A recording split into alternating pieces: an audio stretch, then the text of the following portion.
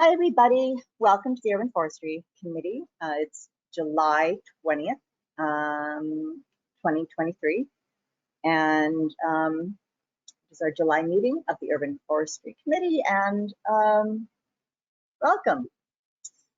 Let us go around and do introductions of board members, and then we'll elevate our people in the audience, attendees. Alphabetical by first name. Ms. Myrtle. Hello. Hi, my name's Amy Myrtle. I am a board member. My background is in insect community ecology and kind of the relationship between trees and public health. Thank you. Guess that's me. Hi, everybody. My name is Breck Miller. I am the city tree warden. Hi, my name is Calla Taylor. I'm the youth member of the committee, and I'm a student at Somerville High School. Hi, everybody. My name is Dorothy Supit, and I'm, I think, a general member, and my professional background is in sustainable agriculture. Dorothy, I would say you're a board member. Oh, I'm a board member. Sorry. Hi, my name is Leah Grossman. I'm also on the committee. I have experience and background in landscape architecture, and I'm very excited about all the plants that are blooming right now and getting our residents excited about that as well. Hi, I'm No, you go. I'm Tori Antonino.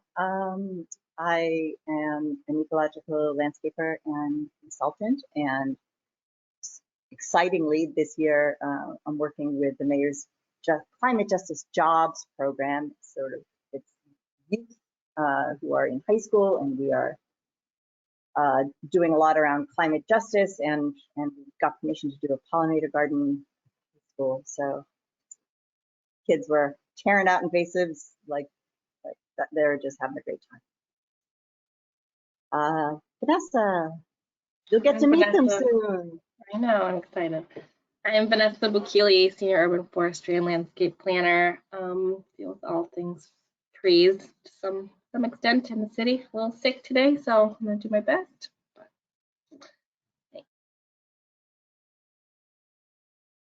Okay, at this time, what we would like to do is to, if anyone in the audience would like to, in order to allow for participation, if we were here in a room, we'd be able to see everybody.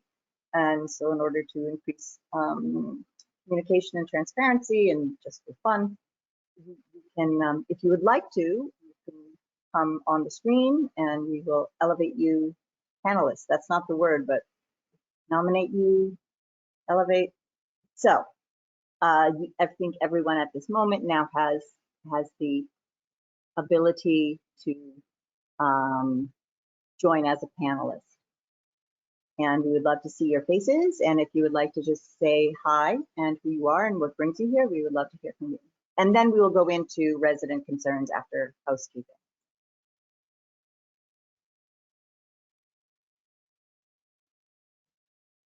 Hi, Ann. What's the good news from Cobble Hill?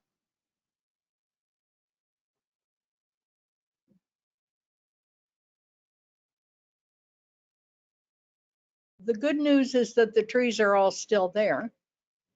And there are a group of tenants, and we go out every Thursday morning to demonstrate on Washington Street to simply say that the trees need to be saved. And we have some flyers and translations that we hand out if people want them. But we've been doing that regularly, and we plan to continue. Thank you, Anne. Thank you so much for that. Anyone else in the audience want to just introduce yourselves? Say hello. No pressure. Hi, my name is Giuliana Minghelli, and I'm a resident of Somerville, and I care about trees, and I wanted to get involved. So Vanessa sent me the link to your meetings. Today is my first meeting, so I'm excited and looking forward to share concerns and action connected with protect and increase a green Somerville. So nice meeting you all, and I'm looking forward to the meeting. Excellent, thank you. I'm happy to say a word or two if that's okay. Absolutely. Hi, everybody. I'm Rob. I've been to a couple meetings in the past. I'm a sustainability director over at Portico Brewing in Somerville in the new Boynton Yards development. Just a quick update on that. We've adopted 36 young newly planted trees in both Cambridge and Somerville. We're right on the border line there, but it's going really well. The rain has been so helpful. We're going to have to start working harder on accessing water to do some watering here probably in the near future, but that's been really fun. Just planting a seed here, I guess mostly with Vanessa. I'm also working besides at Portico on a sustainability grant, EPA pollution prevention grant. And I know that there are a significant other number of EPA grants around these days, one of which is a environmental justice community grant. I'm pretty sure Somerville would qualify, and I'm pretty sure Cambridge would qualify as EJ communities. And I am super interested when this grant cycle is up for me at the end of September of next year in pursuing something in the terms of urban tree care, perhaps in both Cambridge and Somerville or whatever. So just planting a seed that I would love to do something like that. And I think there, from what I see, there's just not enough people doing all the work that can be done. And I know that this might be one way to maybe help in some small way with that. So just a thought. Thank you, Rob. Thank you for helping out with the trees. Yes to the grants. Okay, let's continue conversations. Anna? Yeah, I'm Anna Warrock, and my spouse, Robert Smith. We originally had an issue with a neighbor over a boundary tree. Unfortunately, it's been resolved because the tree, we just had an arborist look at the tree and it's dying. So it does need to come down regardless of the treatment by the neighbor. I'd just like to add that I'm a member of the Somerville Garden Club, and that initiated the native pollinator garden over by the bike path that we've been tending for several years now. I'm not sure how long we'll stay since our issues got resolved this morning, but it's great to see everyone involved and learn of the commitment to trees. So thank you. But we also are, part of the reason we're here is to, we're looking for information and ways to navigate the issue that we're having of removing a tree with a non-cooperative neighbor. Oh. Yeah. Okay, well, we'll do our best. Right, I understand this is, I'm getting more, I'm clearer that this is not your purview. This is not this place's purview, but one never knows when something might pop up. Exactly. No, I'm glad you're here. Another board member, Doris Jenkins, just joined us. Doris, want to introduce yourself and say hello and tell us your background? Or yes, sorry for being late. The day is escaping me, so I greatly apologize. My name is Doris Jenkins. I was just sworn in last week, or this week, which I guess again goes to show my concept of time right now. So I am very happy to be here. I am an environmental engineer, an arborist by training. My background is in stormwater infrastructure, specifically kind of how trees interact with green infrastructure and urban heat island. So happy to be here today. Thank you. Excellent. Okay. Is there any housekeeping items before we move on to resident concerns? I have a question. Yeah, sure. How do you, I noticed some kind of negative publicity about the plantings in, and I wanted to know how you are thinking about handling that as a group, what you think. Plantings on a certain street or Well, a certain location? no, I don't. I just in general, I mean, they're fabulous, right? I love them. But there are people who are objecting to them, and I think it's valuable to know how you plan to handle that. I would like to know how you plan to handle that. Because if I encounter somebody who's, I saw a photograph of some plants that have just been thrown in the street. So I don't want to get angry, right? I want to know how to handle it. And I figure it's part, since you are doing so much planting throughout the city and encouraging the islands of lovely plants, for example, in Union Square. How do you plan to handle that? And I don't expect an immediate answer. I'm talking about long-term. How do you deal with that?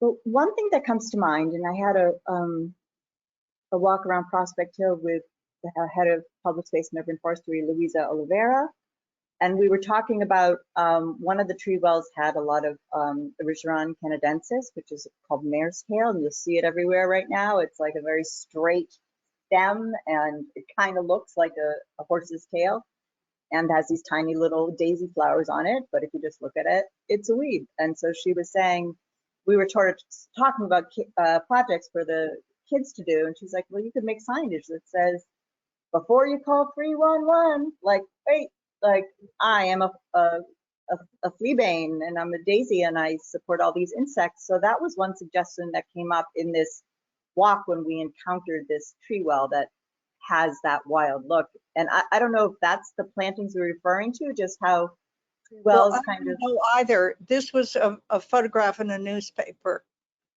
with a very negative caption about the plantings in Somerville. Is this a? Yes. You know whose? Yes. Newspaper this is? Yes. This rag? Sorry, I said that out loud. Wow. Yeah, I think this person who's, I don't know how much I can talk about this. I would like to not talk about that. I would like to talk about just including everybody in Somerville. Okay. Great question. Any other board members want to take a stab at it? What do we do when sort of this publicity comes up?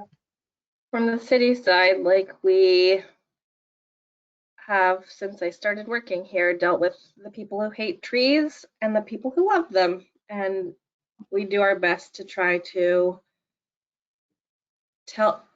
educate people on why trees are important and do better with their maintenance so that the things that people are worried about will be less of a problem in the future. A lot of people are worried about branches overhanging their houses and bringing squirrels and the roots lifting the sidewalk. So we're trying to address that by planting the right trees in the right places with the right maintenance, and educate people as we go. We now, letters when we're going to be planting new trees. The homeowner or the house where we're going to be planting the tree or the apartment building gets a letter saying what's going on, so that if someone really objects, they can contact us and we can have a conversation.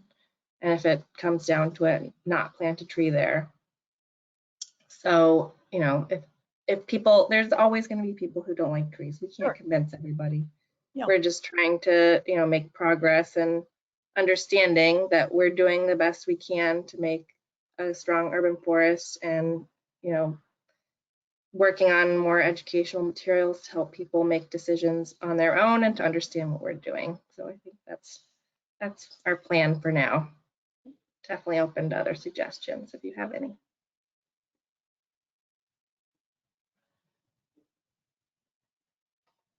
I think I would say something similar. I think a combination of education so that people who can be swayed by understanding the value of plants can know that they can have that access to that information and know it. And then also understanding that some people have very specific ways they like things to look, and they're not going to like messy or native gardens no matter how much education you give them, and also respecting that maybe this particular area is not going to be the place for one if the people who live here really don't want it, and, you know, respecting that people have those opinions as well. And just kind of, you know, working on a case-by-case basis and figure out where are the areas where they'll be accepted, and if there's in front of someone's house that they just hate it, then, you know, not putting it there. Thank you. I have one more thing to add that came out of a conversation. So you know that we're doing the Somerville Pollinator Action Plan. And Louisa had a thought that we could encourage people to grow their own gardens and get a little plaque that says like Somerville Pollinator Corridor. And then everyone starts doing it and we all sort of get our eyes used to that aesthetic, then, you know, articles like the one you see maybe kind of just are moot, because that's sort of our new look. I don't know. I didn't read the article, but thank you, Anne, for bringing that question to us. Thanks. So do we have any housekeeping? Did we talk about Jennifer here? Is that a housekeeping item? So Jennifer Clifford offered her letter of resignation. She's one of our original board members and has served wonderfully, and I think she just has a lot on her plate and is going to step back. And so she's not here today, and I don't know, Vanessa, like when, if she sends in a letter of resignation, does she have to, is she still going to attend meetings, or does she need to step back now? And she didn't say an official date, but it seemed like immediate since she couldn't attend this meeting particularly. So I'm assuming now. Okay. Okay, so that means we're going to have to advertise for another board member. Mm-hmm. Okay, and that would be the only opening at this time, right? I definitely have heard from Murphy a while ago that she was going to be going to college, so I don't know when her official end date is, but it's coming up. Well, I bet I have some kids in the program who would love to fill a seat. Great. If that becomes available, and if not to push her out, but if she doesn't think she's going to be attending any more meetings, then we can make that happen sooner than later. That might be an opportunity. Yeah. Okay, yeah, so that happened. And is Jennifer's seat a seat that is like described in scientists? It's a general vacancy. Okay. General member. Okay. Okay, well that's sad, but Jennifer's gonna just be around, and I look forward to when she comes to the next meeting, or so we can sing her praises and wish her well. Okay, so we're gonna go on to resident any other Vanessa, Oh, housekeeping? I'm sorry. I thought you were already there when I brought that up, but No, you're good. That's all right. We're a loose bunch. Any other housekeeping, anybody?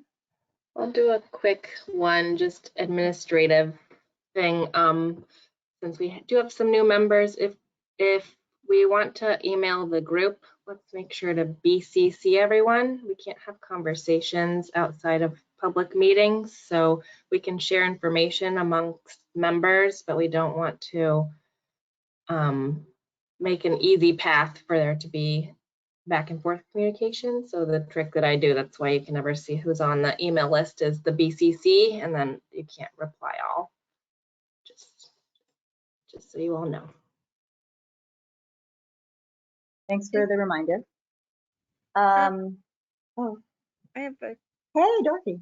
hi, just a quick one. In terms of quorum for the next meeting, I'll be on a flight, so I will not be attending.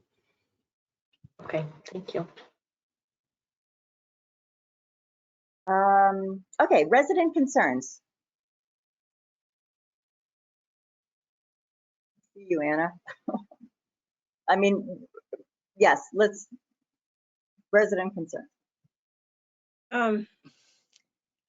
You know, it is a little bit mute. We've been in this house since '86. The neighbors have been our neighbors since '86. The ash tree has been the ash tree since '86. At the time it was a mature tree. Now it's an old mature tree. It's 60 feet high. To my knowledge, it certainly hasn't had ash yellows. We've had arborists in, we have a couple other trees every 5 years or so. They haven't seen emerald ash borer, but that doesn't mean in the 60 feet it's not somewhere, because it's in decline now. We have pruned branches as asked by the neighbor over the course of the last 30 years. It's never been enough. I don't need to go into a lot of detail, except that it was a very unpleasant exchange as our neighbor dug all the roots he could find. And this is, you know, your backyard, Somerville backyard. All the roots 6 to 8 inches down so that he could plant grass.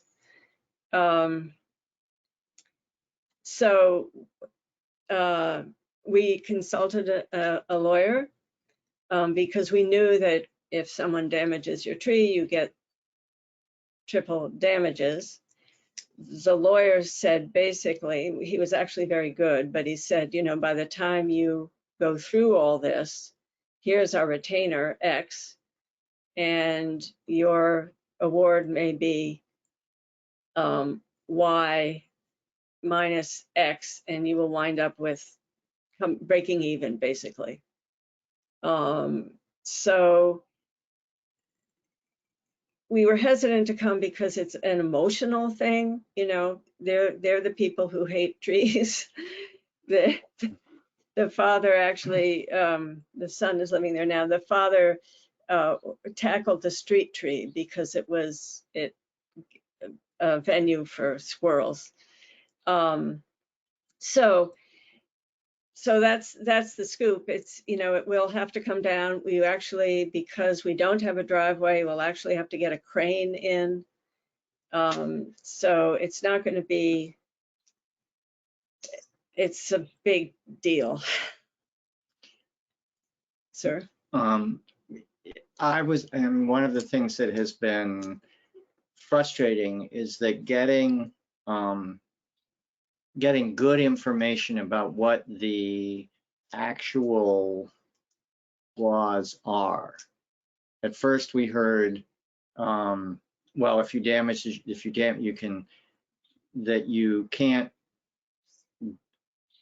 prune a tree or do something to a tree if it isn't,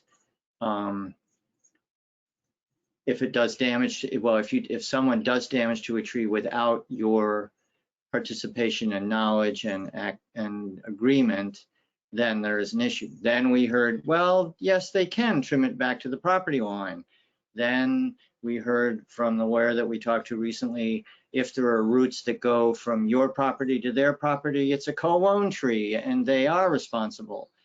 And it actually crossed my mind is, would the urban forestry, the public space and urban forestry have the ability, is it within your purview to create some information for residents about what really is what really are the rules and regs around it, so that that information can be easily accessed and passed around and provided to people. And to be honest, if it had some connection to the city, it would have some clout in terms of dealing with the neighbor who was like, I want that tree down because squirrels jump from your tree onto my roof, but they forget about the phone lines and the electric lines and the internet lines and da da da da da, and you know, that was a thought that I had as part of what we've been talking about. Okay, well, you have a sympathetic audience, and I'm just so sorry for seems like for a very long time, a long struggle, and that's tough. And I forget, Anna, your partner's name? Sorry? Oh, Bob? Robert. Robert. I mean, you bring up a very good point about, is there, like, I don't know, is that something that public space and urban forestry at the city level, would that be something they would be interested in? I would say we, but I have no legal knowledge, and we have legal at the city. I don't know, that sounds really interesting, because you're not the first people, right, that this has happened to, and who owns the tree? You know, if it's sort of just on one person's property line, but the root system goes all the way into another person's property, like how do you manage those situations? Right. And I don't know, and I have a lot of compassion for your situation. As part of the public space and urban forestry team, usually when we get emails about neighbor tree complications, you can always email trees@somervillema.gov with questions like this, and we point people to the website that Breck just shared with everyone. There's a Massachusetts state website that talks about neighbors and neighbor tree laws. I would feel uncomfortable putting anything other than that link on our website, because we are not lawyers either. So we're doing our best to understand and interpret the laws. What I tell people when they ask is, you know, yes, you have a right to prune trees that are over your property, as long as it doesn't harm the tree. So it sounds like what your neighbor did is not that. If they're cutting huge roots, that tree is now unstable and dangerous. So that is not legally allowed. Sounds like you've talked to a lawyer, you know that you could win, but that it's not worth pursuing the case. So yeah, I feel for you, and that's terrible. It's really hard to have terrible neighbors. I don't know. I had a shared tree here at my property too that we tried to save, but a storm took it out. So again, we sort of ended up not having to deal with it, but it's tough. I'm sorry. I'm sorry, where's the chat, please? I can't. Is that where? Yeah, it says chat to me on my end, but I'm an organizer, so one of the panelists, is it called something else? So you might see the agenda in the chat. For me, it's below questions. There might be a small orange arrow, and if you click that, it opens up a larger window where you can hide and show your webcam, and it shows the chat sort of below that. Okay. Well, but you might have to expand the whole window to see it. Sometimes things get stuck. Okay. All right. Thank you. Oh, there. There it is. Yeah. Okay. There's a chat at the very bottom. It says chat.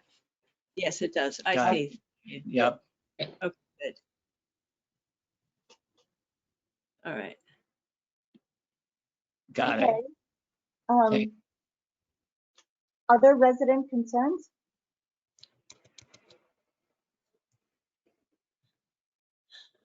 Okay, let's dive in. I'm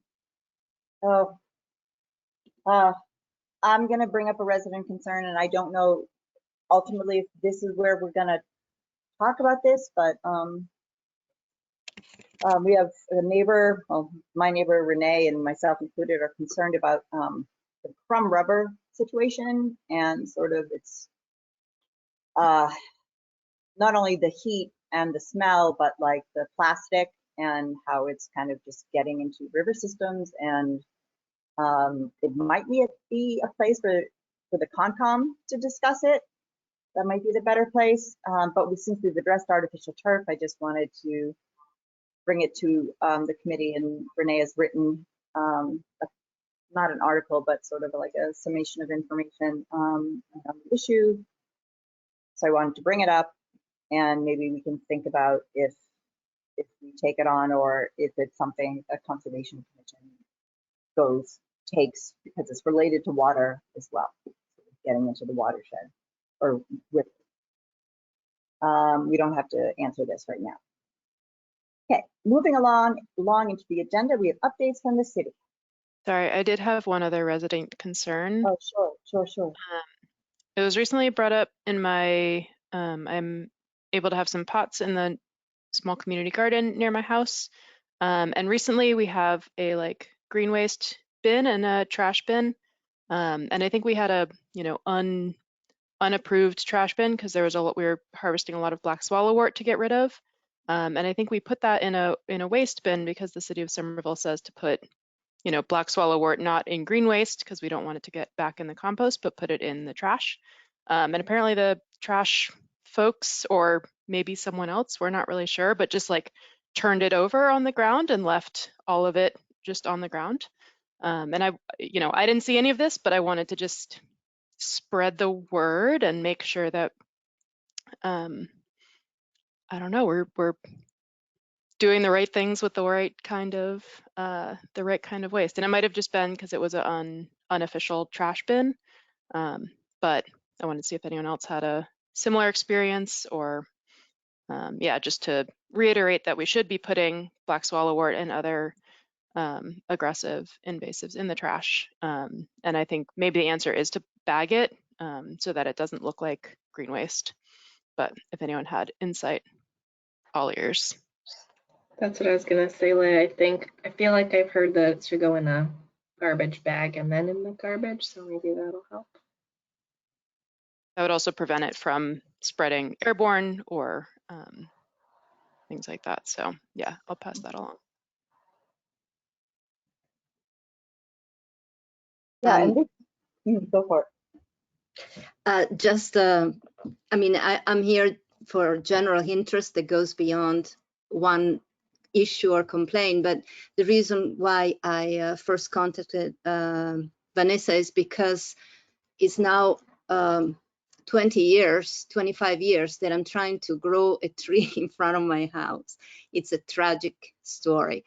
And it lasted sometimes up to 3 years, and then it died. And I think we are at tree number 6 or 7. I don't give it up, even though neighbors keep, noticing how I waste the water on these, doomed trees.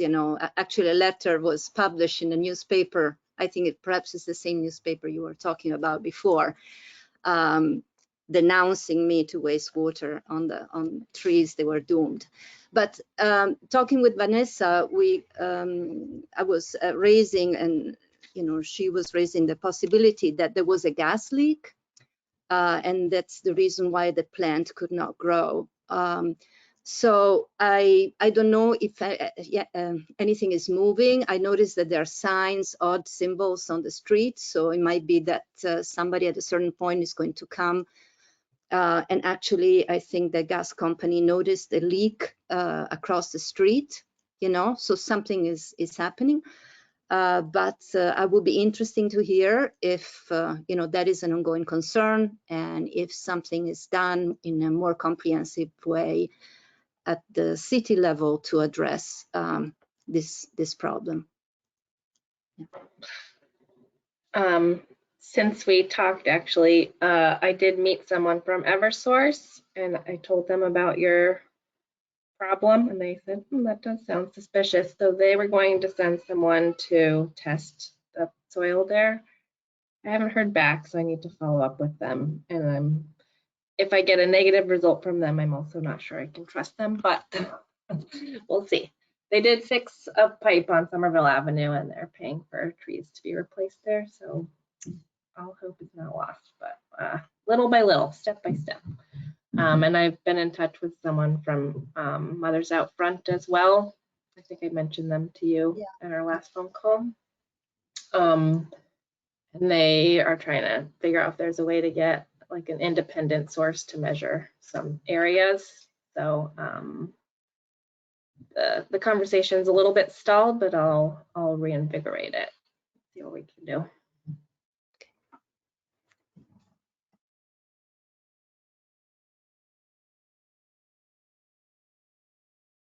Thank you. That is suspect. When things continue to die in a certain place for like no obvious reason, gas leaks are often the culprit. Okay, let us go on to city updates. And first we have city tree removals. So no tree removal scheduled at this time. I'll probably have a list ready next week. I've got a few hazard trees on my radar. We're kind of in the gap between fiscal years right now, so we should be starting up with pruning again in a week or two. Hopefully you all saw the notification I sent out. We do have a tree hearing coming up on the 3rd. So one of those is a sewer project that's associated with the Alewife Parkway rotary work that they're doing in the engineering department. And the other one is a situation where 2 London plane trees are causing some pretty significant damage to the homeowner's basement, unfortunately. So that's what I've got on my radar right now.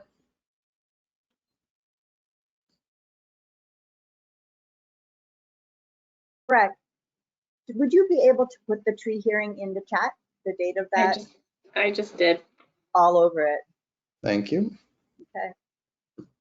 Thanks, Breck. Private tree removals. That is usually Malik. We have a Malik is off site today, so I will take that. He did update the spreadsheet. So let's see, looking at exemptions. Where did we leave it? Informed.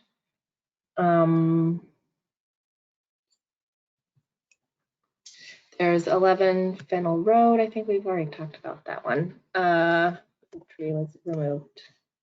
That was dangerous. There is 22 Berkeley Street, which is a shared tree causing structural damage.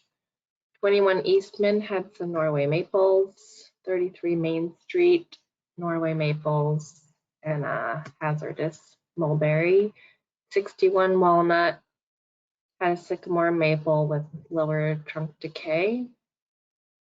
170 Albion Street is a dangerous Norway maple with 2 leaders, and 46 Warwick Street is a dead tree. Those are the exemptions. Excuse me.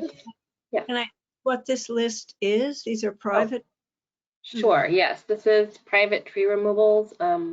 Private trees do need to get a permit to be removed, so this does apply probably to your ash tree. But if you have an arborist report that says that it's dangerous, then you'll get a waiver from needing to replant or replace the tree. So if someone wants to remove a healthy tree that's over 8 inches in diameter, they need to apply for a tree removal permit. And if they're owner occupied, 3 family or less, then they get an exemption from doing anything else. It's just you get a permit. It's a free permit. It's just a process. If it's someone that doesn't live there or a developer or something that's more than 3 families, then they need to replant the number of trees that equate to the number of caliper inches of trees that's being removed, or pay into a fund. So we're trying to replace the canopy that's lost by removing private trees. Thank you. So we need to contact you to get a permit to remove our tree. Yes. Well, right there, it's a good thing. Well, you'll get an exemption because if you have an arborist saying it's dangerous, then you get an exemption. It's like an exemption letter. It'll be an email exchange. Okay. I think we're going to sign off now, but thank you all. Again, thank you all for your I work. just in the chat put the tree's email address that you can send to get an exemption. Okay, thank you. Thank you for coming. Thank you. Yep. Yes. I think we're supposed to. Okay, next up on the next tab is permit applications. So Wait, so you're at, are we still under private tree? Oh, yes, go ahead. yeah, there's still private tree removal. These are just permits. There's been a few meetings we haven't gone through the details, so I'm just listing them all. If that's okay. Happy to just have you guys review the sheet too, if that makes more sense. Dorothy and Kala, do you guys have access to the sheet? And Doris, you probably don't. I'll make sure that you get access. It's a Google sheet that we share with the committee members. What's it called? And I can check. You definitely don't. You're not listed on here. I'll share my screen for a minute so you can see it, and then I'll add you when I'm not talking because I can't do both at once. Okay, can you guys see my screen? I can't see you, so yes, okay. Okay, so this is the private tree removal spreadsheet. It has tabs for different things. We have permit applications and exemptions. So the exemptions, we just have one long list from when we started tracking them. And for the permit applications, we have them separated by different years. So I just went through the ones in the exemptions that we hadn't talked about before. Now I'm looking at permit applications. So the spreadsheet has the address, when they applied, how many trees they're proposed to remove, the tree permit number, any notes about the permit, and what they're going to replace or pay into the fund. In some cases, they don't have to, like I was just saying with the homeowner occupied locations. So scrolling down, UFC informed, no. Okay, so we've got quite a bit. 421 Medford, I feel like mentioned this. 125 Alewife Brook, 55 Church, 33 Porter, 97 Wallace, 63 College, 1024 Broadway, 186 Central, 8 Berkeley, 33 Porter, 26 and 20 Chestnut Street, 86 Joy Street. I think these might still be in process because there's question marks here. I'll have to check with Mike on that. 20 Glendale, 80 Craigie, 47 Hancock. This is a lot. You can just scroll through the rest. I think a lot of these are homeowner occupied because Vanessa? Yeah. So it says in column F, tree removal permit issued. Oh yeah, thank you. No, and then UFC informed, it mostly says no. Right, that's why I'm telling you now all the ones so that I can change this UFC informed to yes, but the permit issue, yeah, you're right, they're not issued yet. Thank you. Okay. So there's probably still some information that Malik's waiting on to verify. So play around with this if you would like. I'll set you up everyone, so everyone can see it that's on the committee. And one thing we like to look at is how much money and trees we're getting back. 28 trees so far being replaced. Not a lot of money. $25. I don't know what that is. I'll have to check. By the end of the, I think this might be 25 trees, sorry, 25 trees. Anywho, this isn't my spreadsheet, so I'm sort of walking through it with you. That's embarrassing. I'm gonna stop now.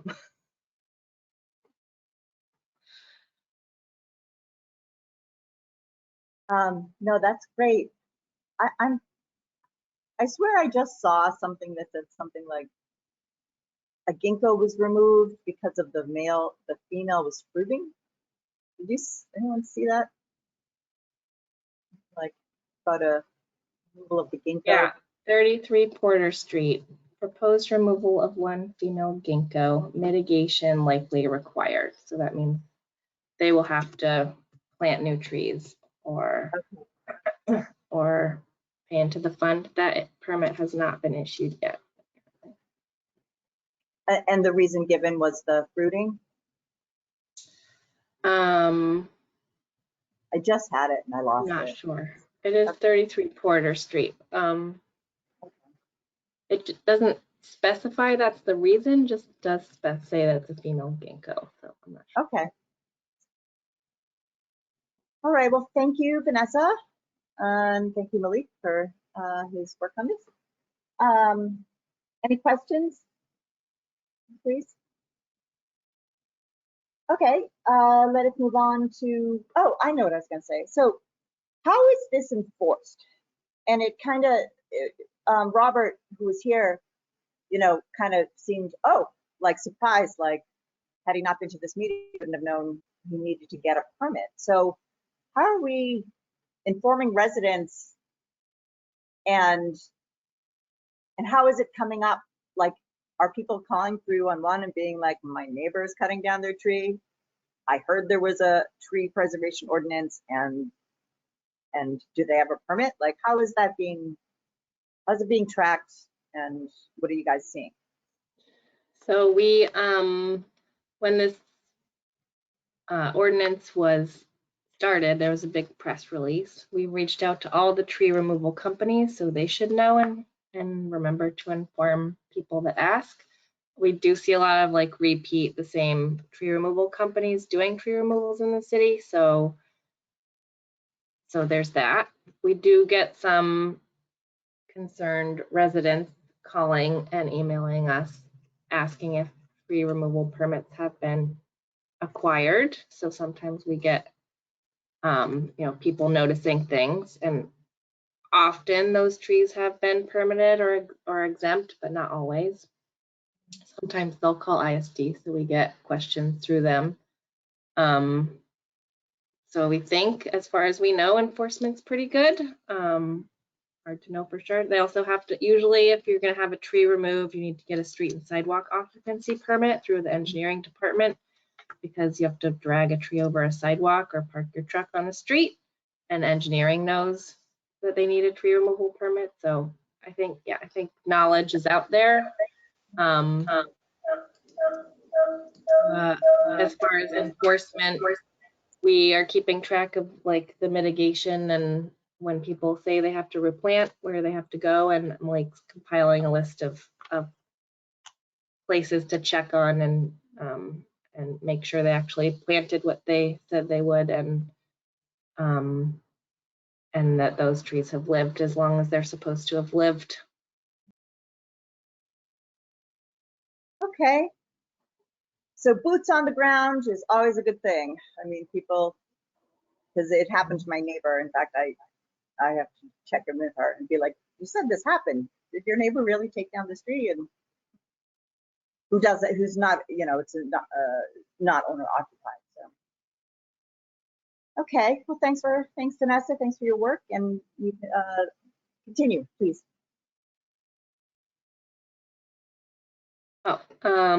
Spring tree planting is next. So Do we have any other private tree removal questions, I guess, or shall I continue?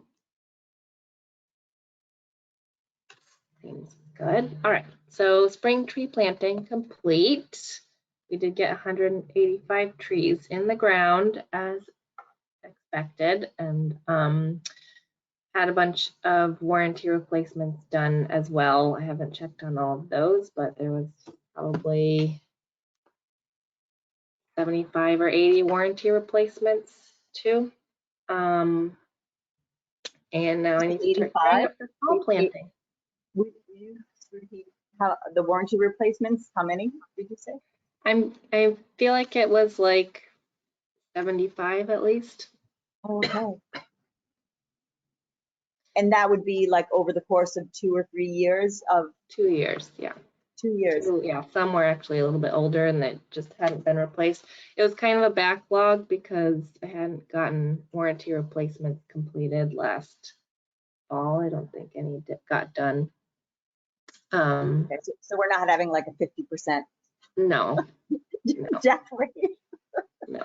Okay. There was like a few species where it got hit real hard. Like it might have just been bad batches. So.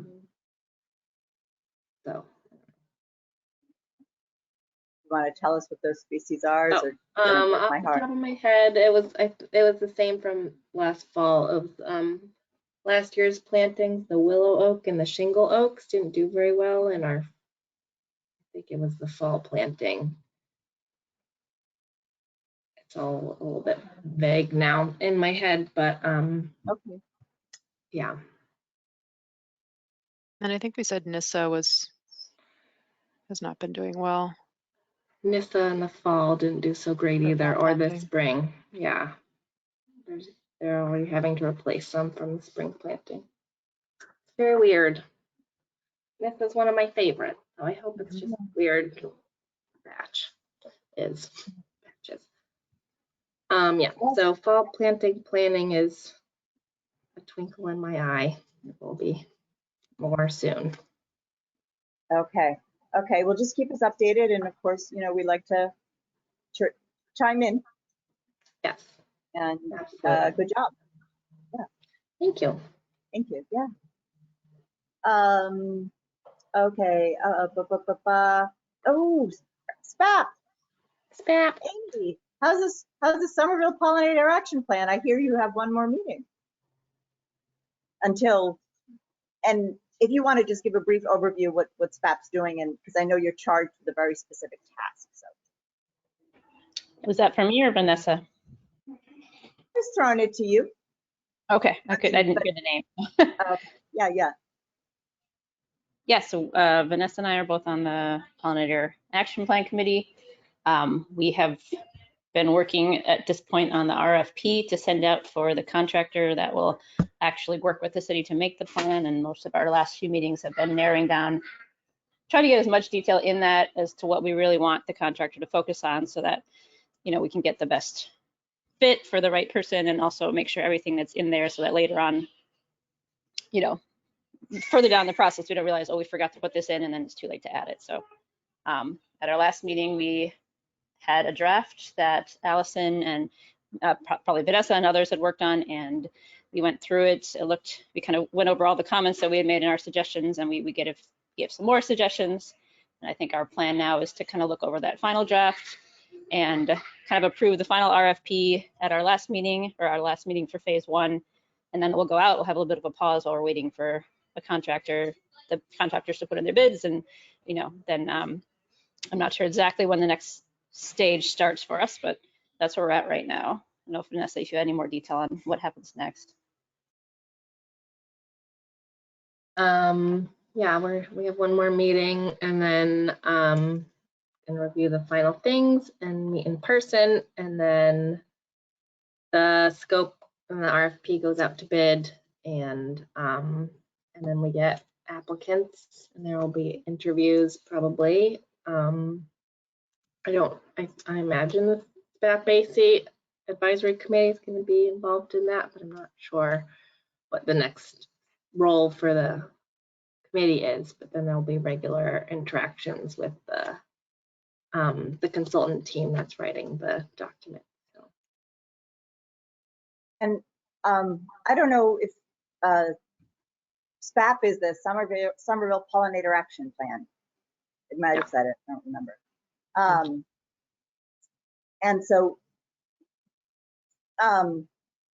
does the city need to have at least 2 bids for a project to be considered? Is that a thing? Did I make that up in my head? So no, there's different financial laws. So if you're getting quotes, you need to solicit 3 quotes for a project this big. We put it out to bid. We could get 1 bid, we could get 20 bids, we could get 100 bids. It doesn't matter. We put it out to bid, it's out in the public. But if we only get 1 bid and it comes back way higher than the money that we have, then we have to figure out what to do. We usually go back out to bid, make some tweaks. And I hope in the RFP, part of the consultant's coordination responsibility, co-responsibility would be like engaging with members of the public and getting into information from them. And I don't know how much detail that the RFP goes into there, but of course I would make sure to want to pay whatever consultant contractor we get, and that be included in the budgeting. Yeah, there's community meetings and community involvement processes. Okay, great. Okay, anybody else on that item? Let's go to, urban forestry related job postings and RFPs.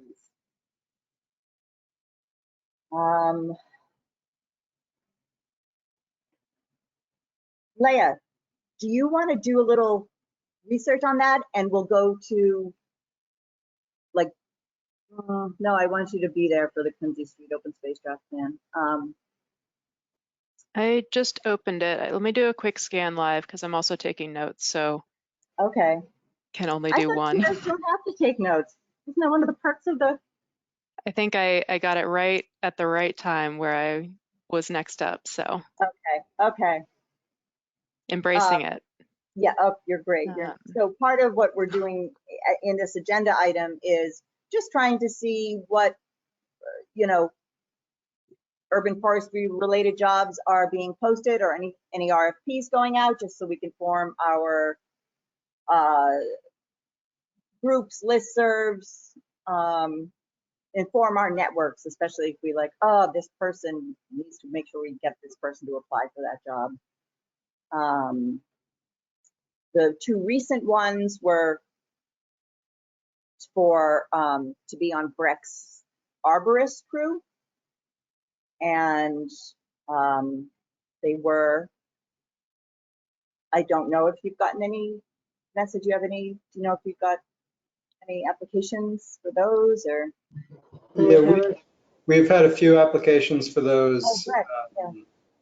And a few almost qualified candidates, but the commercial driver's license has been the sticking point so far. So they're still posted and we're still collecting applications, but so far we haven't had anybody that meets quite all of the criteria. And are these union jobs? Yes, they are. If we find someone super qualified, is helping them get their CDL possibility? Is that a conflict of interest? It's not something that we're able to do right now, but it's definitely a conversation that's happening internally, because I think this is an issue not just for us, but for DPW on the whole. So yeah, hopefully at some point that's something that will happen, but at the moment I don't think so. Okay, well, I'm glad those conversations are happening, because that's like, oh, well, that's something we can help out with, get these folks working. Our trees need help. We need them. Okay, Leah, got anything?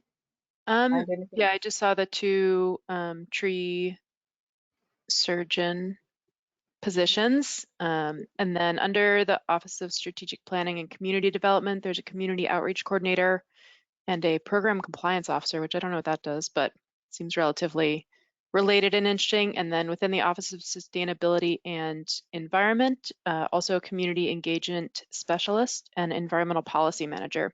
So those are potentially tangentially related. And then a lot of the Parks and Rec summer hires and lifeguards and things like that. And then a racial and social justice investigator. Seems like an interesting job. And then otherwise a lot of heavy mechanical motor equipment operator positions within engineering and water and sewer. But yeah, I think that's probably the most relevant. Okay. Thanks, Leah. Okay, I'm very excited about this next item, Quincy Street Open Space Draft Planting Plan. What is going on? What is this good news? So I sent out the PDF to you all with the minutes, but I will share my screen as well. Thank you. So this is just a very rough draft with sort of zones of plants embedded on the original planting plan. So this has to be field verified of what of these original plants still exist and what other new ones are doing well. So Okay. leave those in place. So the plan is not to get rid of what's doing well there unless it's a crazy weed or something, but to add more since it's pretty barren, as you guys have noted. So I'm going to zoom in a little bit. You can see there's different colors for different zones. Vanessa, I can't see these. Yes. just a basic question. Could you give an orientation to what this is for and Where? about? Sure. Yes. Thank you. So Quincy Street Open Space is a little pocket park on Quincy Street. I'll see if I can pull it up. There we go. Where'd you go? So it was an old house site that got turned into a park by the city. So it's here in the middle, pretty close to Market Basket and whatnot. It has a lot of shade by some, I believe they're sycamore maples, and was planted densely to be sort of a naturalistic environment for people to hang out in. It's got some nice chairs, this little boardwalk. That's kind of, it hasn't been doing what we exactly thought it would. So it became full of invasives and was weeded. The boardwalk's kind of falling apart a little bit. It had some new plants come in, but various plants have been removed over time. A lot of them were weeds, some maybe unknowingly removed when people didn't realize they were supposed to be there. It's had various problems and is now kind of barren in the understory, from what I recall, and yeah, just needs a little help to bring it back to good life. So the Public Space and Urban Forestry Division is working on a planting plan to reinvigorate the space and fill it back in. And the idea is to refine this draft design here and probably get ready for planting it probably next spring. So it's not going to happen tomorrow, but we're working towards it. I don't know if there's anything besides plants that's going on here, but this is the part that I know about. Any questions on that so far?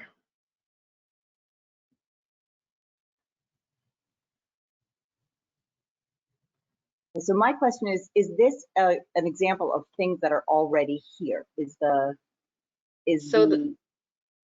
I'm looking on the right and there's like, looks like it says plant schedule, and I'm wondering, so is that what's already there? Yeah, this is the plant schedule is just part of the underlay that is from the original planting design. So this is what went in, and some of it's alive probably, some of it's not. Some other things might be there that's alive. So this is just sort of getting a sense of the space, and then it will be field verified. Things that are doing well there are not going to move, are not going to be removed unless they're weeds. So this is just sort of the first pass and needs to be updated based on what's in the field. But since it's early on, this is when folks wanted to get feedback from you all if the direction of this design planning is aligned with your all's thoughts, or if you have any good additions or definite no-nos, then that can be taken into consideration. Could you explain, so where it says the Carex Pennsylvanicus and or lawn, is that's what was put in, or that's what they want to do with that? So these colored codes, those are the new things. So it was lawn before, but like keeping it as lawn, or maybe a Carex Pennsylvanica type lawn, having a nice open space, I think, is the idea for this. Okay, I don't remember there being a lawn space there before. There is. Really? Okay. Never looked like. I mean, I would vote for not having a lawn space, unless it's absolutely necessary. Yeah, I think it's used for stuff, but I don't know what that stuff is.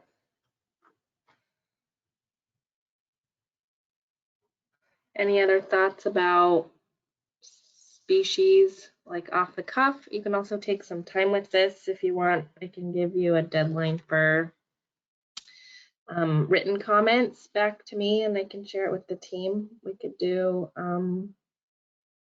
July 31st. So I have a bunch of comments, but I wanted my board members to speak on it first. Fellow board members.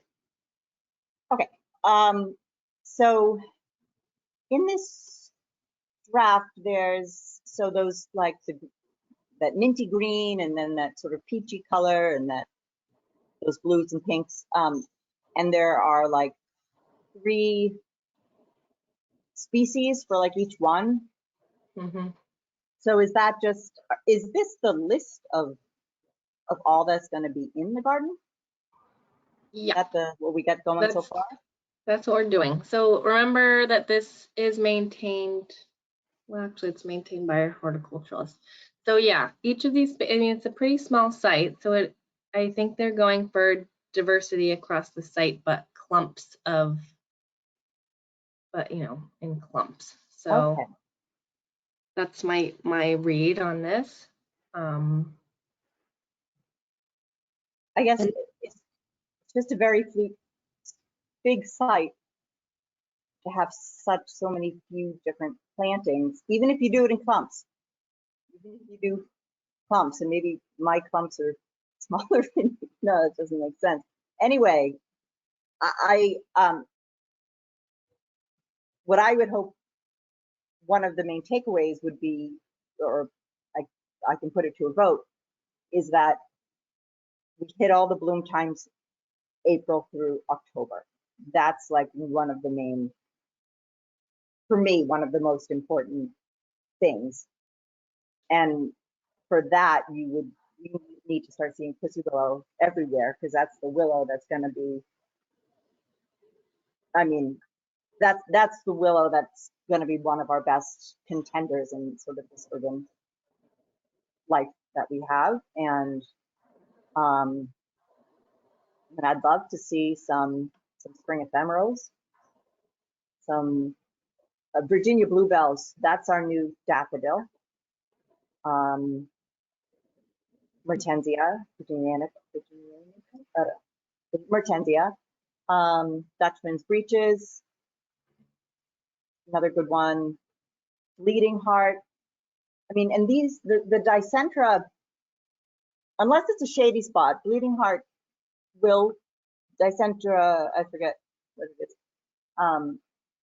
It will bloom all summer if it's in a very shady spot. So it's otherwise it'll go dormant. The cucularia, the Dutchman's breeches goes dormant, as does the Virginia bluebell. So imagine you see them in the spring and then they're gone. So and because you want something blooming them, and what a spectacular plant they are. How gorgeous. So yeah, I'd like to see a few more spring ephemerals. I see you do have the Houstonia, right? The bluets. I just, or, oh, that was in the original one, I think.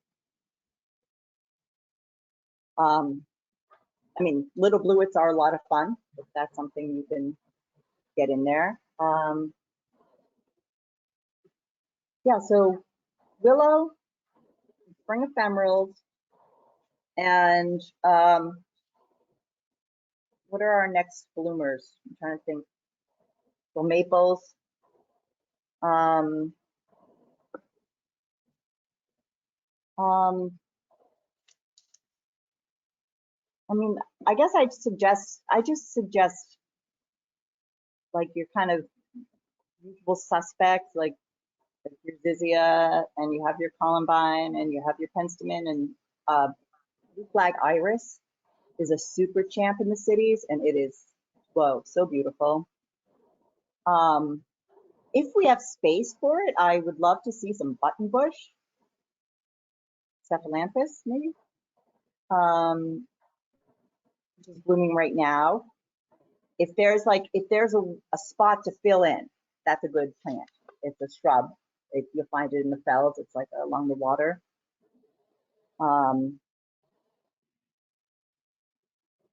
If you have a space to fill in, swamp azalea is my new favorite. Just really so fragrant. Just finished blooming now, so it's like a late blooming azalea. Pollinators love it. So those are some top ones for me. But just again, just hitting up every season, and we do have our the list that Leah worked so hard on, the urban forestry list, and part of that was identifying all the bloom times. So again, just hit up every bloom time. All of these do need to have grasses support, or at least in, okay, I would suggest having like a bunch of little blue stems. That, you know, that's such an attractive grass. And oh, Scazarum, there it is. Okay. We try to stay away from cultivars, because usually they're the wrong colors. So that would be something else I would just say. Try to just get straight species, because that confuses the pollinators and the bees. And you see white coneflower, I don't see pollinator activity on that.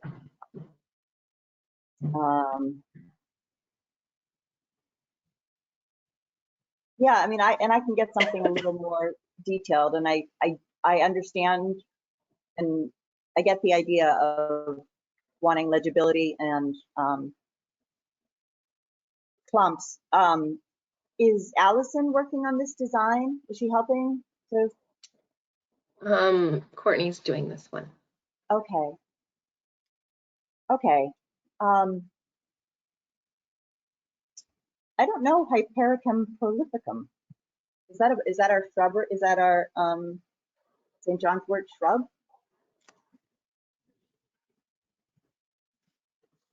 Whoever wants to do a little Google searches. Yeah, it's wait, which, oh, prolificum. My C doesn't work on my computer. Yeah, that's a shrub, or a little, yeah, it says deciduous shrub, shrubby Native? St. John's wort. Yep. Yep, native. Yep. I love Vernonia, Culver's root. I mean, so I imagine the Culver's root, the Eupatorium, and the Solidago, or at least the Culver's root and the bone set. I don't know if that's bone set or Joe Pye weed, Eupatorium maculatum. So that's a taller plant. So I'm just sort of trying to match it with the colors, and I can't distinguish some of the purples. So, okay, that's up against the fences then. right? Or it's near the boardwalk. I can't tell which purple. The darkest purple is this. Mm-hmm. Lavender. So this is the one that's by the fence. This lighter purple is here. Mm-hmm. It's in the back. This like pinky And the purple pinky. is here. Mm-hmm. So They yeah, are a keep- little bit get- too similar. Just when you're, you know, 'cause I know you mentioned in the past about height and visibility.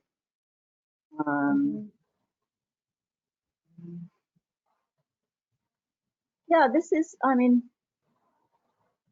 it's like, I'll just send you what, like, I just like to see more biodiversity. I'd love to see lupin, if we can get wild lupin in.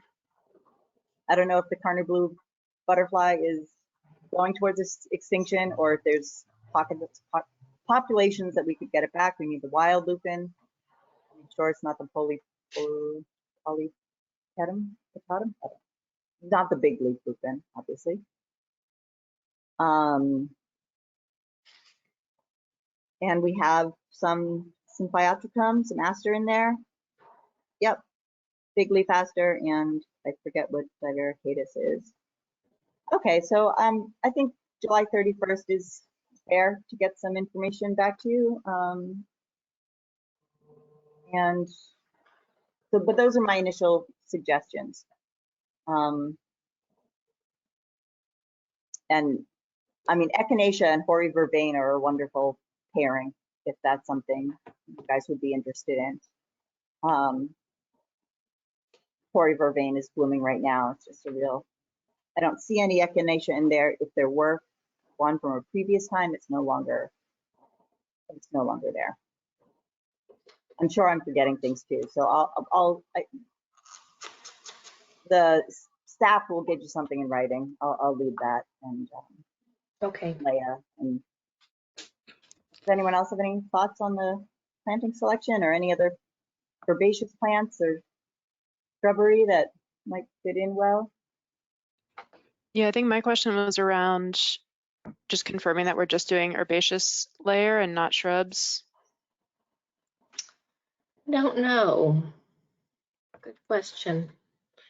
And then I think my down the road question will be about, size and spacing, because I think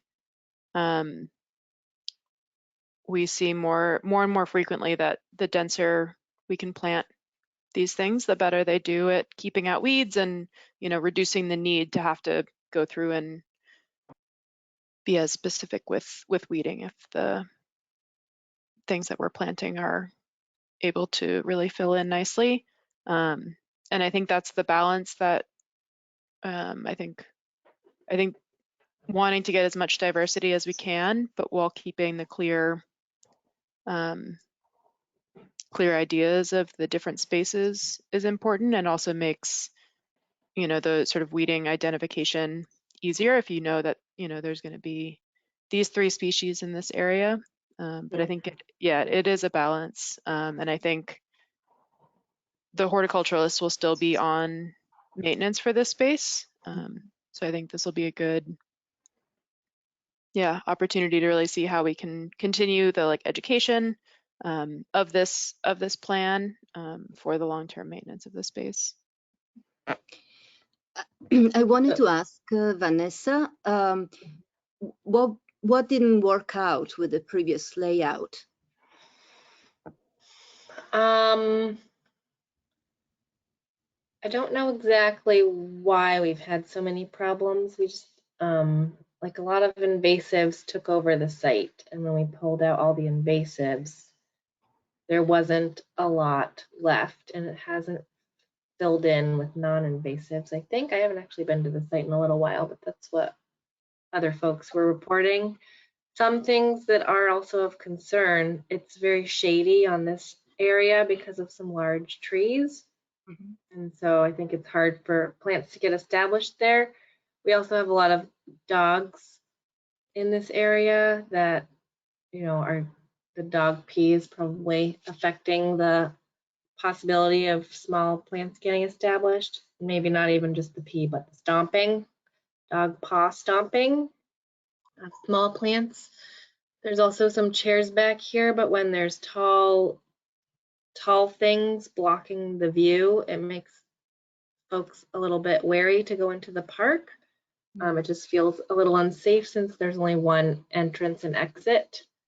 So we've had to do some like trimming of shrubs. I think to Leia's question about shrubs, I think maybe shrubs would be considered, but we have to be thoughtful about where we put them so they won't block the view. I think that's possible. I want to qualify that it might make some people wary. Yeah, it's just like a general park thing Park that we principle? don't want to have dark corners anywhere in a park. It makes people feel nervous being there.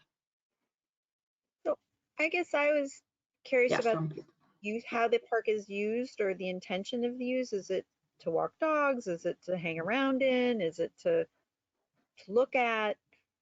It's a pretty passive park, so it's like you can do a small walk, sort of like there's some different chairs, so just relax and relax. Apparently there are a lot of dogs there, so people use it. It's not a dog park. It's not an off-leash dog area, but I guess dogs are allowed there. So some people use it as a dog walking site. It's quite small. It's like an old house site, so it's not a very big lot.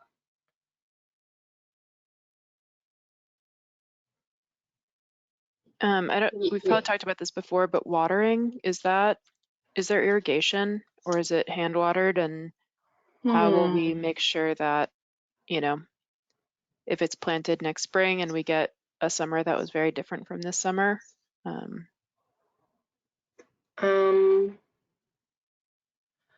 I don't remember there being irrigation, but there is a hose spigot. I don't know if there's a plan to put any irrigation in, but I imagine this is more just a fill in with plants project. So probably not. Irrigation, putting in new irrigation is quite expensive. Yeah. Well, and I think it really will just need water to get established. So I might advocate for temporary. I mean, if there's an option to do temporary spray heads, if there is a hose, just doing a temporary irrigation for, the first season of establishment would be, might be the thing that allows it to be successful. Because if we get another hot summer, it could just wipe everything out and we could be in the same position again. That's true.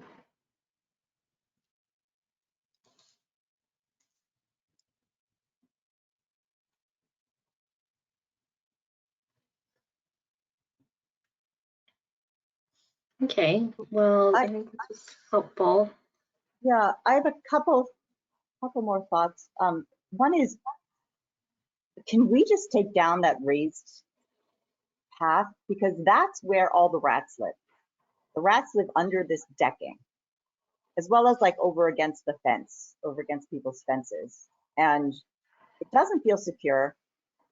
I'd rather be in a place where I'm, for me personally, kind of like in the path amongst the plants. Like I feel kind of like removed when I'm walking around because I want to be on the ground level next to a plant versus sort of hovering above. And I just think it's sort of become a rat hotel. So those would be just something to consider if we're going in for a redesign and that company is out of business that makes those, or is no longer in business, that makes that boardwalk. It was a certain material. I think we got it at a cheap price too. So, and the other thing is, I'm just wondering if what I've been doing in some of my recent designs, I'm cross-checking between Dr. Robert Jagir, it's a entomologist out of UMass Lowell, and he studies at-risk bees. So he's come up for like the plants you want to plant for at-risk bees. And when you plant for at-risk creatures, the generalists are also taken care of. So you're not like hurting anybody. So it's like certain plants that pollinators need, not even host plants, if you don't have X plant like Penstemon digitalis, you don't get like the perplexed bumblebee, or but that's not the example, but like he studies these, since just done a lot of field work, and I put those two, I put his list in the chat. Dr. Robert Jagir, Nick Dorian has his list of the top 10 native wildflowers for bees. And then I'd just cross-reference that with Doug Talamy's herbaceous list for host plants of Lepidoptera being butterflies and moths. And that's just been a practice I'm just starting to really incorporate. And I'm, if they're on all 3 lists, like put them in. So that's a couple of my suggestions. Thanks, Courtney, for her work on this. Awesome. Thanks. So send me any other comments about this by July 31st, and I'll pass them along. Okay. I took And some notes, so I'm sure I missed some species there, Tori. Okay. Yeah, okay. I'll get you. All right, moving right along to the next item, business. Adopt ongoing workup. No. Species Okay, in city and bump outs. Bump outs. Was this a Dewan item? It was. Okay. Let's leave this to the next item. Next month. Is everyone okay with that? Feel comfortable? Okay, UFC structure, co-chair, and bylaws. I guess we took care of the co-chair part, but Jennifer was going to do a draft of the bylaws and share them with Chris. So maybe we should table that too and see if Chris has any ideas. Yep. Noticing the time. So ongoing work updates.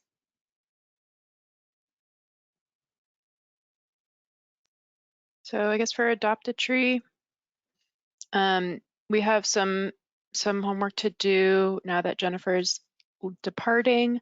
I know she was sort of the main point person on a lot of the like back end technology side. So we'll have to pick someone. I know it's all through the UFC Gmail, but I think she was the backup email. So I don't know if that should either go to Amy or myself. And I haven't looked at our adoption map recently, but Amy made an awesome map that shows how many of our newly posted trees were adopted. I don't know if you have that handy. Yeah, I don't have it up at the moment. I think we've sent it around. Last I added, I think it was around 67 or so last I updated it. I'm trying to find the map. I can put it in the chat if I find it. I did end up tagging all the newly planted trees from the spring too. So I sent that list to you, Amy. So we'll have less work to do next year, if any. I might do this again in the fall. Oh, wow. You were able to give them to the contractor to put them up? Is that what you're saying? Or no, I put them up myself because I go and check every tree after it's planted anyways. So made sense. I missed a few, I think, but most. I think probably for the ones you missed, I think Jennifer and I went and tagged a bunch, so I think we might have, between all of us, we might have gotten all of them. Awesome, thank you.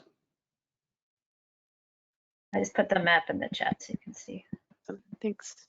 Where we're at so far. And how soon after planting are you going out, Vanessa? Is it like soon after or further? Like, out? Depends. Some of them it was like days, some it was a month. Because I know, I mean, just the number of dead trees that I reported this year was really sad. But also feels, when we do the tagging, it's also doing the tree report or the checklist on each one. So I wonder if we should still, even if we don't have to do the tags, just sort of having a walking route and. Absolutely. Yeah, we can just have it be like a warranty replacement. Alive. Yes. Yeah. I try to do that, but can't keep up. So that would be extremely helpful. Yeah. And I'm curious, I also haven't looked at the reports from those, but curious if we have seen any new weird, I know I saw a lot of new weird bugs that Jennifer and Amy identified for me last year, but I'm not sure if we've had any interesting things to report. I know I saw a couple bird nests in trees, so that was really lovely.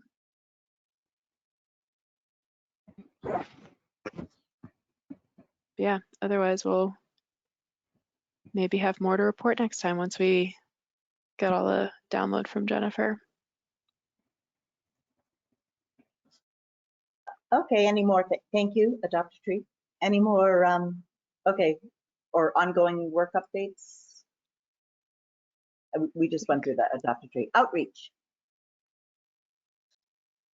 Jennifer usually does this, but I know there's gonna be some summer streets at some point. I don't know if anyone else wants to be like the leader of our outreach now, or we scale back. I don't know.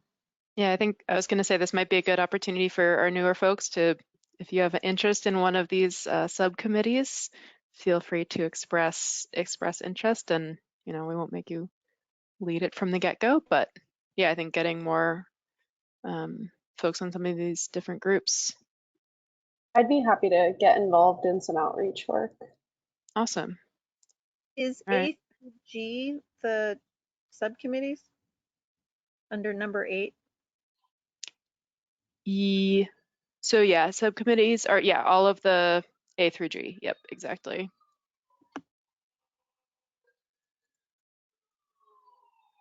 And you can always make a new one. You can always make a new one. There's no limit on how many we can have.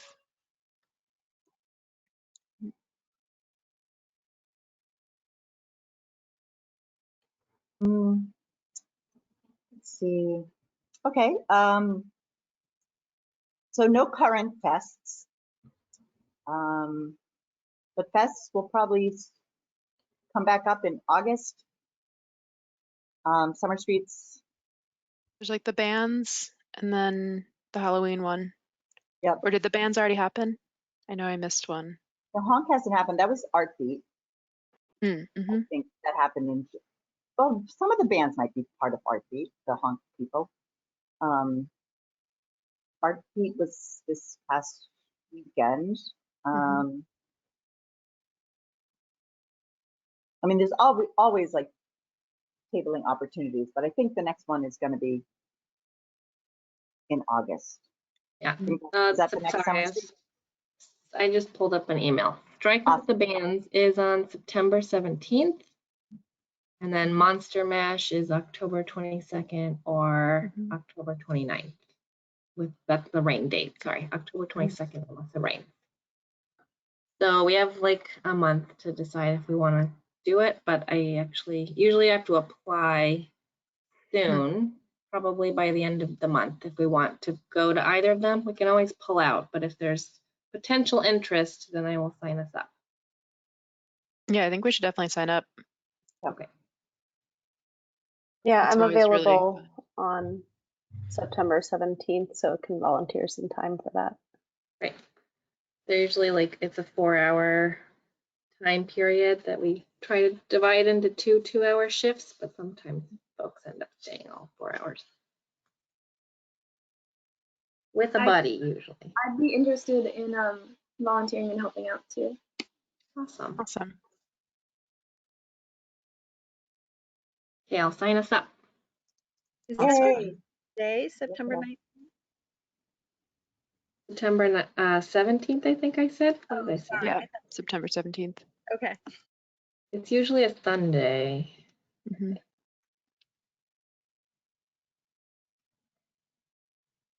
Okay. Species selection and planting protocol. Oh, Just been basking in our glory of the handout and haven't done anything since. yes, exactly. I do have it on my list to go visit the tree pits, our baby tree pits. I haven't gone by recently. I don't know if anyone else has. I was in that area, so I took some pictures. Oh, sweet. Find them. They are pretty tall, but all of the trees are alive. That one that I thought died came back to life. Oh, that's amazing. So, Yeah, Power I of the think they're small they're tree. Power of the still sapling. small. Oh, Nice. the little guys. Yeah, I don't know I hope that you guys can go back and see what's living, because I Yeah. don't know what you planted and I don't know how to tell what they are anyways, but Yeah, we should stuff do is a growing. I don't know if it's what trip. wants to be, what you want it to be there. Yeah. Leah, just- I would love to go with you, and Julia, Mhm. I don't know. This is not Let's see. helpful. Oh, Ooh, that looks, lush. it looks fuzzy. It's a good Yeah, sign. no, it looks This is good. a terrible way nice. to share information. Now that looks all of those plants were intentional. We'll Mhm. see. There looks like there's some milkweed. Oops. Oh yeah. Oh wow. The milkweed's like competing with the tree. Yeah, they're kind of taller than the tree. What was a small tree? It All was. right. Yes. Oh, my other Um, question was, is all the fencing still like relatively doing its job? Yeah. Sweet. Because I I was thought wondering it if we went should out do any, 4, I went to 2, but it's still doing stuff. Yeah. yeah, if we should replace anything, or we don't have. I don't think so. Awesome. That's great. I wanted to ask what the tree pits were. I didn't know about Yeah. it. Yeah, So yeah. yes. So this there was an are initiative. spots throughout the city in which you planted other plants together with the trees, or yeah, or Exactly. there's not Yeah. a tree, you're planting plants. Yeah. Yeah. It was a pilot project that we did last year. Is that true? Yeah. We planted 4 tree pits on Broadway in West Somerville, about a mile apart. 2 are close to the Rotary, and then 2 are just a mile west. And the idea was that, there's been studies done that if you plant smaller trees, especially in urban areas, they're going to get established. And, in 5 or 10 years, they're going to be just as large if you planted a larger tree, because they don't have to go through as much transition time. A larger tree might go into shock and slow down growth for a couple of years, whereas a smaller tree is going to get established faster and then grow quicker and be healthier in the long term. So we were like, all right, let's test this out. And so we also wanted to plant a lot of green mulch, we called it, but planting perennials in the bed, which prevents people from stepping on it, creates larger biodiversity, and creates a little bit more of an ecosystem for that tree. So we planted these small tree pits, and we're sort of seeing how they're doing. We thought about doing another planting this year, but I don't think we quite had the capacity. So maybe next year, once we can see these in a full year, maybe next year we can find some additional spots. I think our next challenge is really making sure we have neighbors who will take care of them, and sort of think about what the long-term maintenance is if we keep planting more and more of these throughout the city. But yeah, that's what the pilot project was. Okay. And it's very exciting that they're all still alive and doing well. Perhaps I could do a tree pit. Yes. Yeah. No, And that, since I don't know, it could be an experiment at this point. yeah, Would part be of, all my lifetime to see a tree there, but I see. let's start the process. yeah, and I mean, you could try doing a smaller, Mhm. yeah, if you're interested, you could be our next pilot Well, project. the We can challenge is that you're on Summer Street where the sidewalk is very narrow, so we can only do this on really wide sidewalks because ADA for accessibility reasons. Oh, I do know about it. I've been fined. The tree died, but I've been fined because the bush, the hedge was overhanging the sidewalk. Even though I was trying through the overhanging hedge to sort of create shadow, and I think it was pleasant for people walking through it, but the passage is so narrow that, I mean, I paid the fine, but, it's sort of silly because there are plenty of overhanging trees and bushes all over the city. So, but yeah, summer is a busy, byway. So definitely. Yeah, our other thought for these was to test out species in the tree pit that would do well in the city. So, once we go back and sort of see what is successful, we can include it in our education. And so people who do the Adopt a Tree program and adopt a tree in the city are encouraged to plant species in the tree pits. And so if we can go back and say, these did really well with like barely any maintenance, these are our go-to species that we can plant more of. in tree pits and in bump outs and bioswales and other areas throughout the city. So Yeah, and if you do plant a tree, well, we suggest trying to use native plants and of course planting away from the root ball of a tree. I'm sure there's space to dig in. We don't want to hurt the roots. Okay, well that's exciting. Leah, if you ever want to do a trip or, you know, yeah, if it's too complicated to coordinate, I'll try to head over there next week. I don't have time this week. But yeah, I'd love to go with you. Look at our baby. Okay, so use of pesticides at Maxwell's Green. Let's just take that off the agenda for now. In the future, tree preservation ordinance, that's a standing item. And Chris, I don't know if you have anything to report or if anybody has anything to report. Jennifer, we're mostly working on that. Okay, okay. We do have a report on the most wanted weeds. Think, Jamie's still here. Hi. Yeah, I'm here. I just get a bit of a headache, so I turn my screen off. But yeah, sorry I didn't send it out earlier, but Kala did a nice outline not outline, kind of a mock-up of what it could look like, which I emailed it. I think I didn't have your email, Doris, so you didn't get it, but I emailed it out to everyone else. Vanessa sent it to me. Oh, okay, great. And so that, now we just need to add the pictures to actually put it into layout, but I thought the layout was really nice. And, there are a lot of these species are available on iNaturalist. There are Creative Commons photos on there that we could use with attribution. So, it's not essential that we take our own pictures, but I did also send out this, potential call here that we can put out for people who may want to contribute pictures of these particular species, because it could be a nice way to engage people and get some more local photos too. So my thought was, if this looks okay to y'all, we could add the logo and send it to the multilingual services to translate it, and then we could just kind of share it with any networks that we think might be good places where people who are interested in photographing plants might reach it and put it on our website and things. And then we could see if we get anything over the next couple of months, and what we don't get, kind of fill in with iNaturalist pictures, and maybe have a nice mock-up by this fall that we could vote on.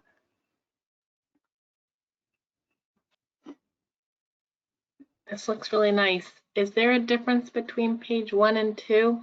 I'm not seeing one. The only difference is the first page, it has like a background image of just like a plant, and I wasn't sure if that was like too busy or if we wanted that or not. So I just did 2 options. I see. Saw it right as I asked the question. Nice. I think I like the background, but it might depend on how it looks with the photos. I also think we can put our UFC logo on here. There's that nice spot in the corner that needs something. We could put it right there. Could you send me the logo so I could add it in? Absolutely. I was going to suggest motherwort might want to spot on that. Squeeze the logo somewhere else. I wonder if we can. I mean, if it fits too perfectly, I guess. Do we have an opinion on Scotch thistle? I'll just say this was we did it was a while back, but we did bring, this is a list that I think you and I and Jennifer, I forget Leah if you helped with that, we had kind of put together originally, and we brought the list to the committee a while back. So this is just the list from, doesn't mean we can't change it, but it is the list that we had brought to the committee a while ago. It just took many months to actually do something with that list, but okay. Doesn't mean we couldn't still add and remove things, but we did have a discussion at some point back about the actual list of plans. So this is more the now actually trying to put it together finally. Just a small comment I'll add to this. This is a little picky, but I see the asterisks on the bottom where it refers to seedlings is 2 asterisks, but we're using 1 asterisk up on each of the names, so we might want to make that consistent. Oh yeah, I can fix that.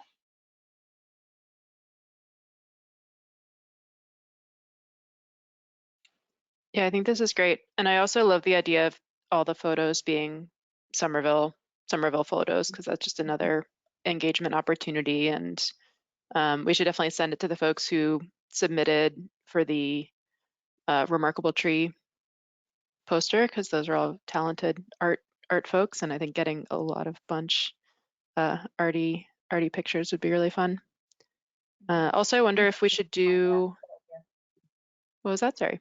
That's a good idea to send it to that list. Do you have that list, or is that something like Jennifer has? Or I have some version of some of the people okay, to start. make a What note of that. with the list of people that sign up at different events? Those Those go to Vanessa. okay. So yeah, could we send this to the Urban Forest Enthusiast list? Yeah, that'd be good. Sure. Yeah, I think as a committee, we like to alleviate ourselves of owning people's data. And so we usually let the city handle all of that kind of data collection stuff. And then they just share all the information. And it's less work for us, so selfishly, except for the Adopt a Tree. That one we do collect people's info, but it's everyone types it in themselves, so don't have to do the transposing. I was also going to say, should we think about, or have we thought about photos from different times of the year?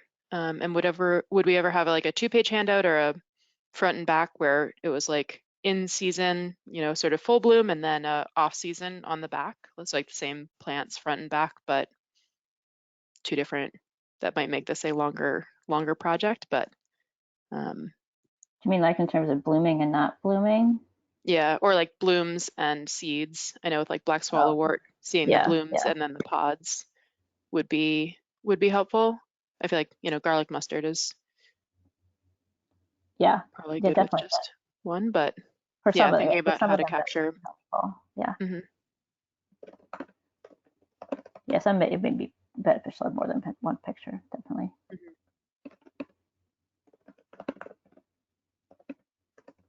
Great. Thanks so much for putting this together. It looks really good. Yeah, I appreciate it, because I would just keep dropping the ball if Kelly didn't keep emailing me about it. So it's good. Helpful. That's why we need the youth members. Yes. Oh, so good. Excellent. Great job. And so okay, we'll get the word out and people will send pictures. Yeah, so do we need to vote approve if we put the logo on it and then it goes into the world? Or do we wait? Yeah, this would be on the call for photos, not on the actual document yet. But if people are okay putting out the call for photos to the world, then we can put the logo on it. And I mean, if this is the finalized document, I'm okay with putting if we've sort of had the discussion about the plants, the logo needs to go there. I'm fine with not having another discussion about plants. Is that what you're saying? No, I was just saying the call, because I don't think the plants will go out until we get all the photos. Like step one is we need to ask for all the photos. Yes. Yeah, we could still add more plants, just 'cause we don't have it in the call for photos. We could still decide to add it with our own photos or whatever. But Okay, great work, Kala and Amy. All right, GLX, okay, yeah. The GLX corridor greening. So last left off, there was a seeding, hydro seeding. I haven't really been there. I've seen at Fall Square, that little green area that they've done. Fall Square. It's like a slope with, I don't know if that was seeded with our seed mix, but I haven't. Does anyone have any reports on how things are looking along the GLX? I've been biking from Gilman to the end of it downtown every day. It's my new commute and it's amazing. Some areas look really, I haven't like stopped to identify the grasses, but some areas look like there's like some sort of lovely, lush, pillowy pillowy grass happening, and then some stuff coming up through that. Yeah, I would love to throw some seed out there. But yeah, it seems like a prime. There's some areas that have a lot of rock, sort of like rock slope, and things are starting to seed in and grow in there as well, and those look really nice. But for quite a bit of it, there's a good amount of space, and I feel like it is a big opportunity, and it's full sun all day. I have a question. Do you know, like, near Gilman Square, there's like that empty lot, and I think I don't know what they have planned there, but that could be maybe a possibility for trying to get some new like plantings in there. Yeah, I see that spot every day, and I'm like, what is happening there? It would be a great park. It's probably not available to be a park. But yeah, it's on, let me pull up the map. I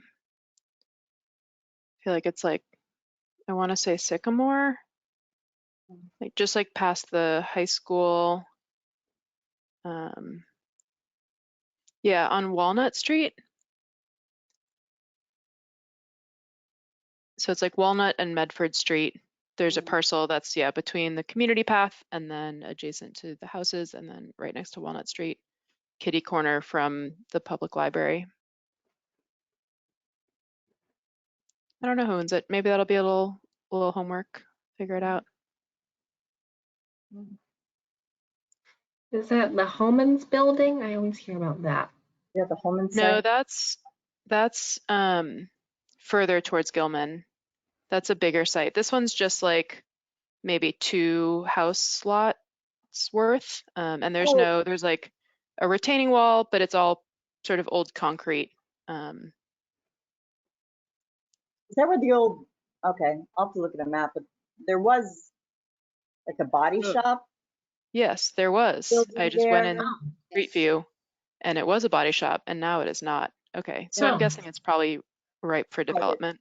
Yeah, private property. Mm-hmm. Yeah. Too And bad.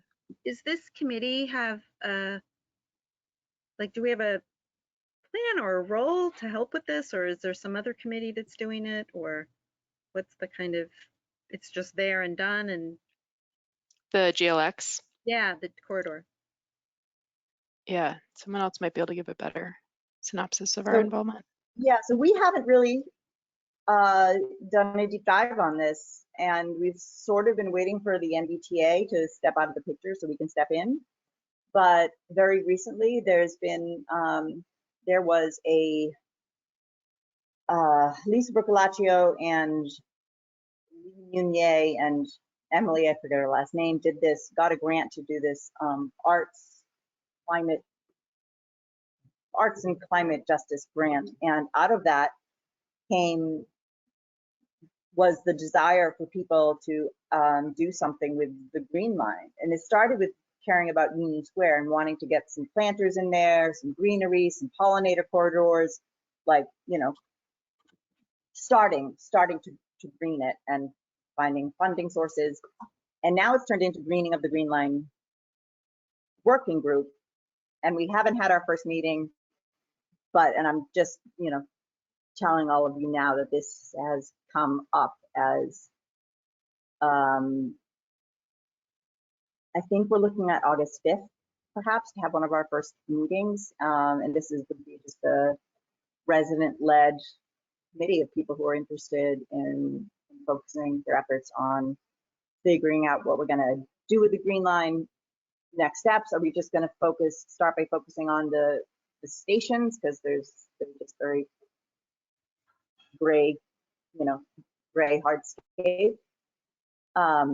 So as soon as I know when we're having that first meeting, I will let everybody know. And if that's, hopefully members of this committee can participate. So that's my report on that, is that I have a list of 20 people who want to be on this committee. So Patricia Wild is one of the leads on it. So that's positive, because we have not. We have not Viola, I think reported to us once, Viola, and who's in charge of it at where she is, transportation. So I guess here's an opportunity that we can work with the community and try to figure out next steps for it. But I guess, does that answer your question? Like, no, we have not. Okay. We've been kept abreast, but not really involved. Okay. And for the purposes of this committee, does it matter if it doesn't have trees? Our purview is Oh, no. trees Oh. and shrubs, and Okay. there are limitations for the GLX of where we can put trees. They have like some say over what's near rail beds. So there's a lot of the section where it's too narrow to put trees, but that does not mean we cannot encourage shrubs.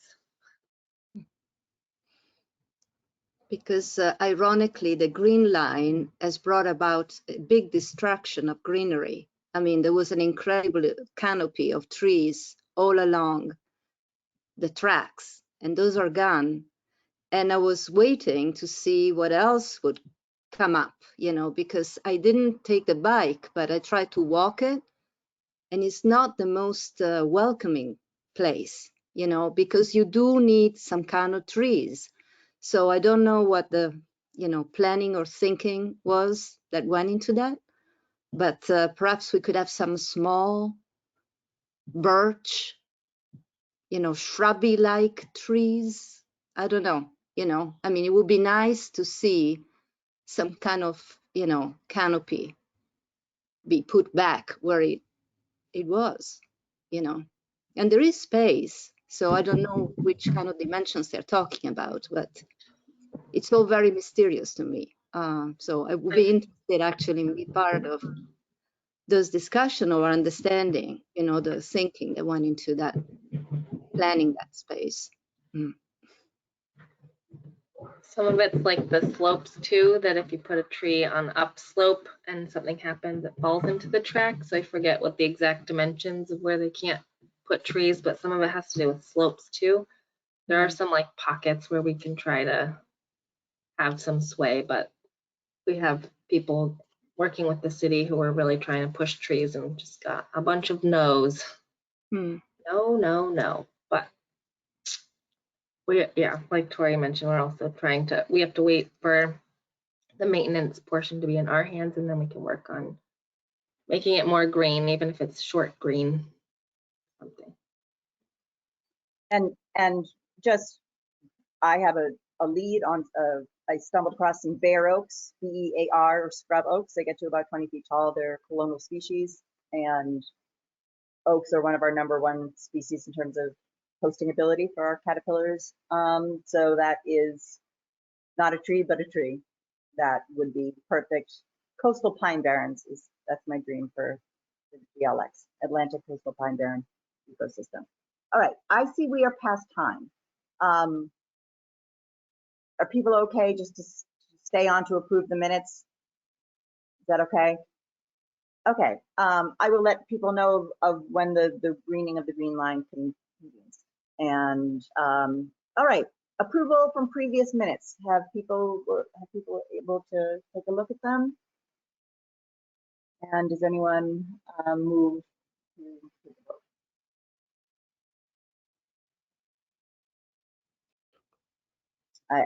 I don't think I can do it for Robert's Move rule. to approve the minutes. Move to approve the minutes, seconded by Calla. Great second. All in favor, and we do need to do a roll call. Roll call. Roll Yep. call. Okay, Amy. Approve. Breck. Approve. Doris.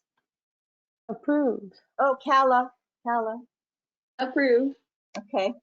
Dorothy. Approve. Leah. Approve. Okay, I was absent. Vanessa. Approve. Approve. Okay. I move to end the meeting. Okay. second it. I need a second. All right. You don't need a roll call for this, right? All in favor? Bye. Goodbye, everybody. Thanks for coming. All right. Bye. See you guys soon. Good night, everyone. Bye. Nice meeting you. Good Bye-bye. night. Bye. Bye.